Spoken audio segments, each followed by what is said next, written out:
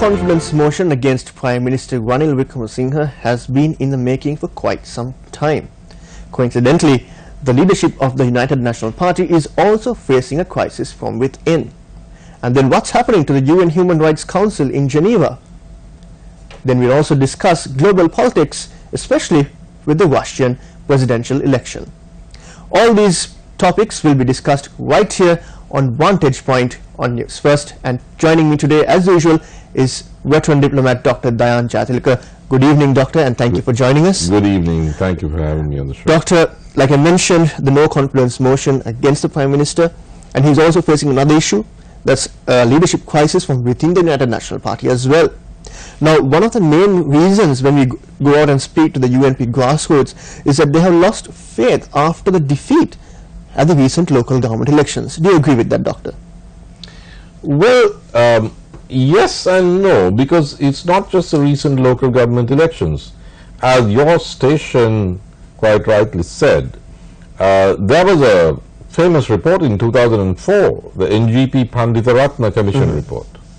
And that commission was appointed by Ranil Wickremesinghe because he had lost so many times since he took over as party leader. That was 10 years between 1994 and 2004. And there was pressure from within the party.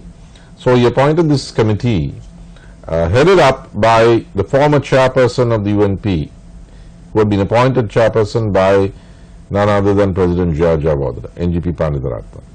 Now the Panditaratna report, which I remember very well, which was buried by Mr. Wickremesinghe after it was handed over to him, said, I mean, the sittings were conducted all over the country.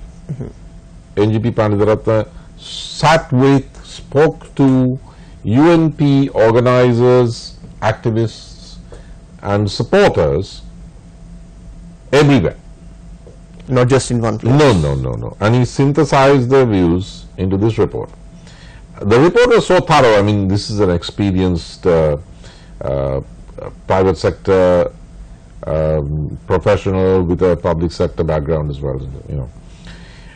I remember that he said that a very high percentage, could be even 90%, 92%, 72% to 2004, of, he said, party activists and supporters have no faith in the party leader.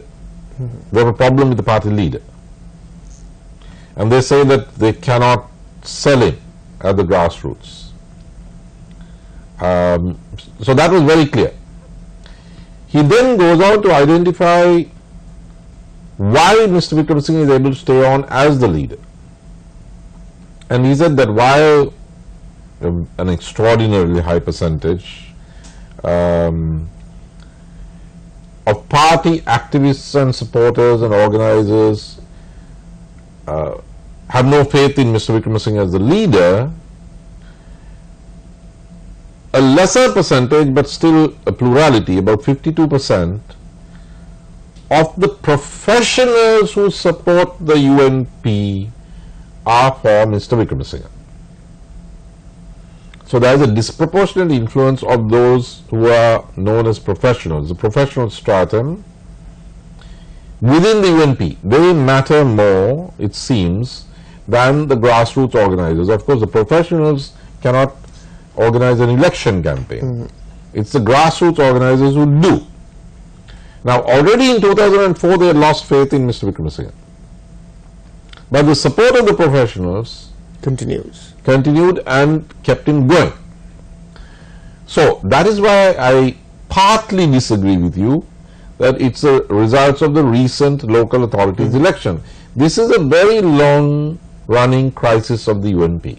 That is why that in the 24 years Mr. Wickremesinghe has been party leader, the UNP has never led the country. It has never won a presidential election. I mean, never put forward a candidate for the presidential election on its own party. No, they did, and he lost. The same guy. The same guy lost. 1999, he was the presidential candidate. He lost. 2005, he was the UNP presidential candidate. He lost. Yes. He put in a proxy in 2010 and lost. And then 2015. He finally it worked in 2015 because it wasn't really a proxy. He thought it would be a puppet, but President Sirisena turned out not to be a puppet. I mean, a puppet wouldn't have appointed a presidential commissioner into the bond scam. Indeed. So, you have a long-standing, decades-long failure to lead the country, to be elected president, and therefore for the UNP to be able to lead the country. And this is a party which is known as the party of governance. This is the party of the executive presidency. So it's the latest election, the failure, it's new because a party that is in government never loses a local authorities election, and certainly not this badly. Dropped to 32%. It's a very big drop. It is very big drop. So it's a new low even for Mr. Wickremesinghe. But this is not his first time as a leader who took the party into a huge defeat. So it's been a cumulative thing. Speaking of defeat, it's a 30th defeat. Yeah, I've lost track. I try, for the sake of my own sanity, to stick to the major national elections that he has lost. And that's 99, 2005. Then he was elected Prime Minister finally in 2001. He lost that a few years later. Yeah, a few years later in 2004. He's going the same route now. So there you are. And he stays the leader of the UNP because of the disproportionate influence of the so-called professionals. The grassroots is rebelling right now. So when people talk about the no confidence motion, I ask which one, because there are two. One is formal, it's in Parliament. Exactly. The other is informal, it's unwritten but it's spoken. It's spoken on TV news every other day. When some gathering of UNP grassroots activists, former candidates, ones who have won but have not been given their seats in the Pradesh a lot of issues coming up over the recent days. Every 2 days they appear hosting a press conference and they say in Sinhalese, we need this leader to go because we cannot campaign at an election with him as the leader anymore. Please don't push us to separate from the UNP and join somebody else or form a new party, but we are just not going into the next election so long as this gentleman remains as the leader.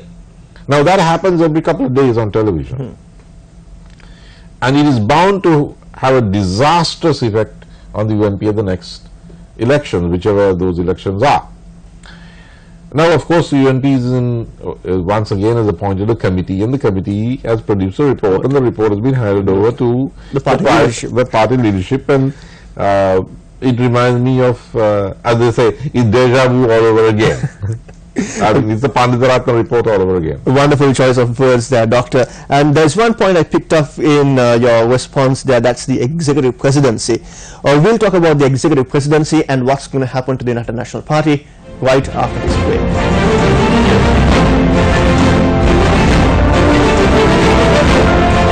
Doctor, we were speaking before the break about the party leadership at the United National Party, and then also something that I picked up from your response, that's about the executive presidency. Now, before we move on to the executive presidency, let's talk a little bit more about the party leadership. The grassroots are demanding the party leadership must go, and we also heard some grassroots level organizers, for in fact, saying if this person remains in this position, we will not campaign for him at the presidential election or the provincial council election. Doctor, if this continues, if by any chance about 60% of the grassroots decide we are going to stick with the party, but as long as this man is going to be in the top, we are not going to campaign for the party, what's going to happen to this party which has a very rich history and produced great presidents like J.R. Jayawardena and Ranasinghe Premadasa? Well, the party would have committed suicide. Nobody can kill off the UNP, but the UNP can kill itself off, and it's doing that. Mr. Wickremesinghe, if he stays as party leader and leads the campaign at any election, provincial council or higher, My prediction is that the UNP will score only in the 20% range. Now, I predicted that it will be 30 plus in this studio before the last election, the local authorities election. I also said that it's likely that the Porto will beat both the UNP and the SLFP, and both predictions were right. Now, I don't see the UNP getting more than 25% at the next election. Well, speaking to the grassroots, it appears that the UNP's faith is dropping day by day. Yeah, it is. It's carrying two burdens. Well, more than two. It's carrying the bond scam, it's carrying unpopular economic policies, and it's carrying the personality of Mr. Wickremesinghe. So, I mean, it's a no-win game. I mean, you can't win an election that way. And speaking of the bond scam, still authorities have not been able to get hold of Arjuna Mahendran, and a warrant has been issued. But Arjuna Mahendran, speaking of him, the Prime Minister himself vouched for him on several occasions. He even said, look, he's only gone for a wedding, he'll be coming back. And he had in the evidence that was led at the Presidential Commission, we heard Mahendran saying that the Prime Minister offered him the position of the central bank. So that means they are pretty close. But until now, the Prime Minister has not stepped forward saying, look, I'll get this man before the law. Well, you know, the Prime Minister didn't pick this guy's name out of a hat or go on Google and search for somebody to become the head of the central bank. Arjuna Mahendran was the Prime Minister's pick in 2001 to head the Bureau of Investments, BUI. He's an old buddy. Exactly. So he gets his old buddy over from Singapore, knowing full well that he is no longer a citizen of Sri Lanka, not a dual citizen, because you don't have dual citizenship in Singapore. He's not a Sri Lankan citizen, makes him the head of the, invites him, brings him over, installs him as the governor of the central bank, though he does not take oaths as the governor of the central bank. Prime Minister Wickremesinghe installed him despite the advice of President Sirisena. President Sirisena said this publicly. I told him not to do it. So he can't say nobody warned him. He was warned. He was warned by the executive. Yes. He puts the guy in. He knows that there's a conflict of interest. And as a result of that conflict of interest, strange things happen, because if it were just the conflict of interest, you know, Arjuna Mahendran, Arjuna Aloysius, okay, well, that's bad, but it's very clear that it's those two guys who did the dirty on the country. But when a Prime Minister has, coincidentally of course, taken over the central bank, whereas it should have been under the Finance Minister, and you brings it in under the PM, then he brings his old buddy Mahendran from Singapore and he puts him as the governor, knowing that there's a conflict of interest, and then he advises the governor on changing the method of auction, and then you have the bond scam, and now you have the governor missing in action. I mean, if he has nothing to hide, he should have been on the next plane back here saying, hey, come on, I'll answer any questions. Exactly. Why is he not turning up? And now a warrant has been issued by the courts. Now, isn't the Prime Minister responsible? The whole thing looks a little dodgy to me. There's more than reasonable doubt here of some element of responsibility. Because where does the buck stop? I mean, I'm not trying to be funny, but the buck stops with the Prime Minister.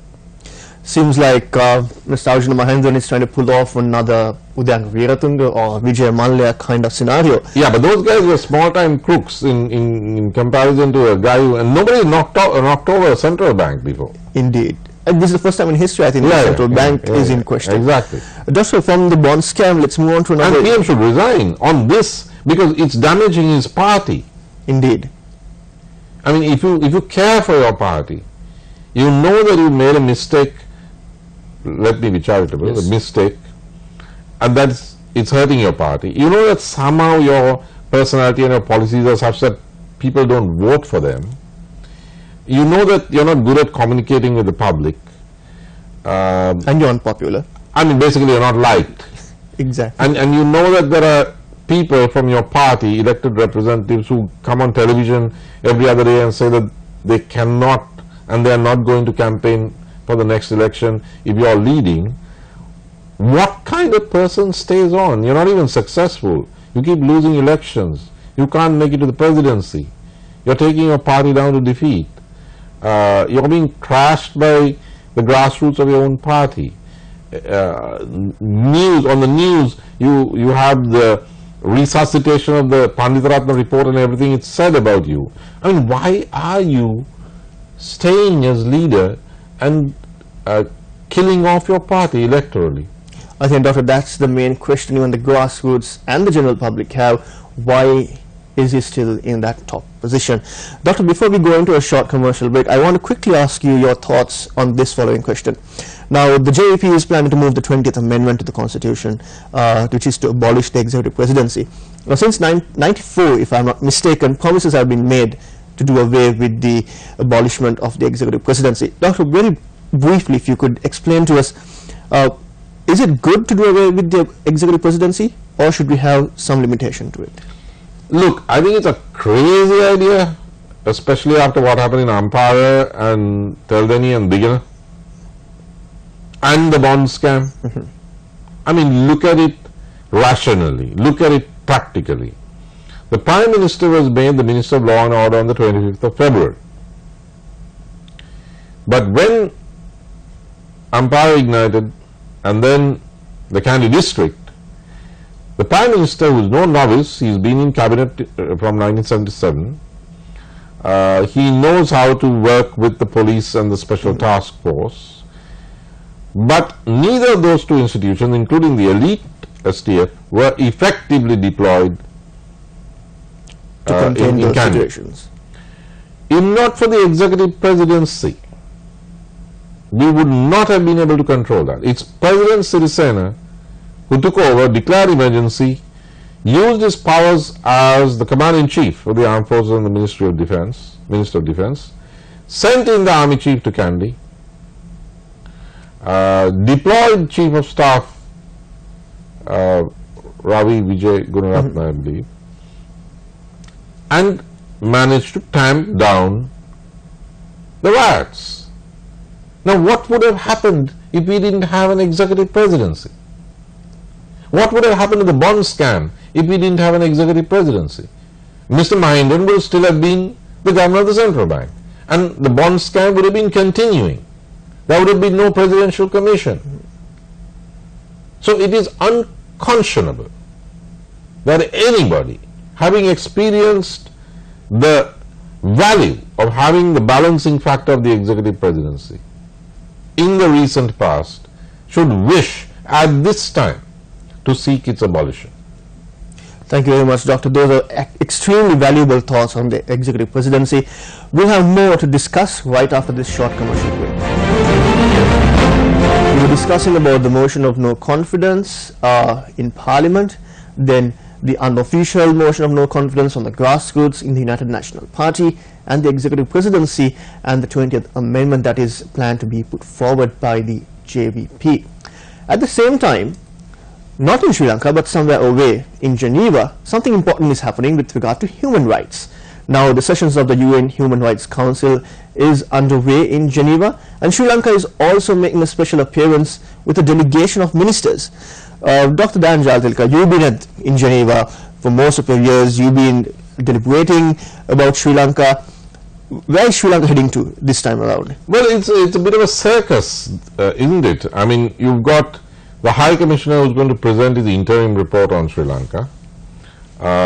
Then you've got the Sri Lankan delegation going in from Colombo, which is a good thing, but they should have been there during the high-level segment which kicks off this March session, at which you have heads of state, the UN Secretary General, ministers speaking. We were not represented at the high-level segment, but okay, we're there in force as the High Commissioner presents his report and his remarks, and there's a discussion after that. So let's see how the Sri Lankan government delegation fares. It's got two heavy hitters, Foreign Minister Marapana, and Special Projects Minister and the envoy of the President, Dr. Sarath Amunagama. But let's hope that the instructions are clear and that they will resist anything that is not in the national interests of Sri Lanka. Because that has been the process time and time again that we've seen. Yeah. I mean, they have to tell the High Commissioner and the Council that certain things are just unacceptable. They cannot be implemented on the ground in Sri Lanka. So let's do what one can. There needs to be a course correction in terms of the Geneva Resolution of 2015. It has to be renegotiated. And I hope the government delegation is able to say that. Now, apart from the High Commissioner and the high-powered delegation from the government of Sri Lanka, you have two other players. One, maybe three other players. The Tamil diaspora and the INGOs maintaining the usual drumbeat of criticism. But this time what's new is that Mr. Gajan Ponnambalam is going to be there, or is already there, and they've collected signatures. The TGT has collected signatures from overseas. Mr. Ponnambalam, I believe, is carrying signatures from the north of Sri Lanka, calling for an international tribunal on the conduct of the war. So there's that. And then you have their counterparts, the Global Sri Lanka Forum, no less aggressive and militant than the TGT and whatever the new party that Gajan Ponnambalam has formed. So the diasporas will be clashing, and a team from Sri Lanka has already joined this GSLF. That's Rear Admiral Sarath Vidasekara and some others. So I mean, they are very strident, as are the Tamil diaspora delegation. So it's a as I said, it's a huge circus. A clash of ideas. This is not a situation that Sri Lanka should have got into, and certainly when I was there, we fended off, we won with a vote that even the Americans couldn't get against us. But things are very different now, and this government, this delegation, will have to start sorting it out, because something went very wrong when Mr. Mangala Samaravira was the foreign minister. This particular team, Tilak Marapana and Sarath Amunagama, will have to try to turn things around. If they don't, it will be noted by the Sri Lankan public back home, and it will feed into the political crisis that the government is facing. If they do, well and good. But the informal delegations, the Global Sri Lanka Forum, the TGTE, and the team that has gone from northern Sri Lanka, led by Gajan Ponnambalam, they have been fighting it out as well. The council therefore gets to hear all these views from the various points of the Sri Lankan political spectrum. Doctor, one thing that I want to ask you is, now you said during your time you fended off all these votes against we just Sri won Lanka. it. Yeah. And now you're speaking of something went wrong during the term of Minister Mangala Samaravira. Well, it started going wrong during the second term of President Rajapaksa, but it went very wrong under Mangala Samaravira. So compared to that time and right now, is our position weak in the UNHRC? Well, it is weak because we did something that no other country has ever done. And it's only Mr. Mangala Samaravira and Prime Minister Wickremesinghe would have done it. I mean, they're good at doing things that no other self-respecting country ever does to itself. We co-sponsored a resolution that was critical of ourselves, and it has put the government in an awful mess. Right. Now this delegation, I mean, I think Mr. Marapana and Sarath Amunagama are pretty good representatives. Let's see what they actually do, because the foreign ministry, according to State Minister of Foreign Affairs Vasantha Seranayake, by the way, I would have preferred if he had also gone, because he's brilliant young guy. But Vasantha Seranayake says that Sri Lanka's foreign policy is controlled by foreigners. That's a very strong statement. It's a very strong statement. He made it in public. at the FR Saranaka commemoration meeting, outdoors no less. So the foreign ministry seems to be running along the lines that Mr. Mangala Samaravira laid down. Let's see whether things are steered in the way that the foreign ministry wants, which is pretty much what the Americans and the British want, or whether the Sri Lankan government, which is now in trouble, intervenes through its delegation and tries to steer this back to the right tracks. The right tracks being something that is acceptable to the Sri Lankan people. I mean, you cannot impose resolutions. You can sign up to resolutions, but how are you going to implement these on the ground without electoral devastation? I mean, look, it's 18 months away from a presidential election. The next government is just going to come in and overturn the whole thing with a simple majority in Parliament. A new foreign minister and a new set of representatives in Geneva and New York, and we can all make this all go away. So, you know, it's a bit of a pathetic farce, and the sooner sanity dawns, the better. A very interesting conversation to have with you, Dr. Dayan Jatilaka, and thank you for joining us today on Vantage Point. You've brought out some serious points about the UNHRC and the UNP as well as the executive presidency. Thank you. So, join us again on Vantage Point, and as you heard what we discussed today, the no confidence motion against the Prime Minister, the rebellion within the United National Party, the executive presidency, and the United Nations Human Rights Council resolution on Sri Lanka. What's going to happen to all these points? Join us again on Vantage Point as we will bring you the very latest on these topics. Until then, have a good evening.